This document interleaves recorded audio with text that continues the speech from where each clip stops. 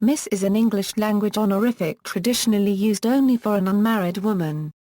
Originating in the 17th century, it is a contraction of mistress, which was used for all women. A period is not used to signify the contraction. Its counterparts are Misses, usually used only for married women, and Miss, which can be used for married or unmarried women. The plural Misses may be used, such as in the Misses Doe. The traditional French Mesdemoiselles may also be used as the plural in English-language conversation or correspondence. Use as a title. The usage of Miss as a title in the United States is most frequently seen when referring to girls under 18.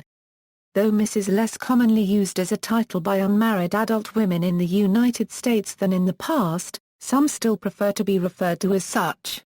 21st century etiquette honors an adult woman's personal preference of title. However, if the preference is not known, Miss is used. Miss is the preferred choice as the female title in business. It is the equivalent to the male title Mr. as neither is marital status specific.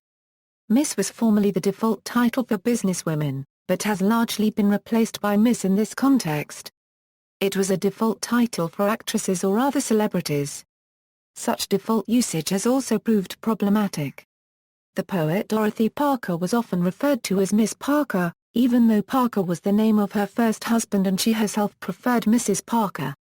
Later in the century, the use of Miss, or Mrs. became a problem for the New York Times in referring to political candidate Geraldine Ferraro, a married woman who did not use her husband's surname, since Mrs. has been used with a woman's maiden name only in limited circumstances in public life before the 1980s. Use alone as a form of address, Miss is the proper form for addressing all young ladies. It is sometimes used for younger adult women, for example, "May I help you, Miss?"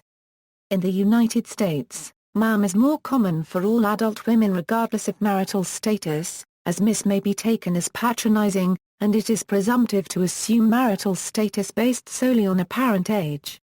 Other uses, in some American subcultures, such as the American South and some urban cultures, Miss is sometimes used irrespective of marital status with a woman's first name in direct or indirect informal address, as Miss Ellen from Gone with the Wind or Miss Ellie from Dallas.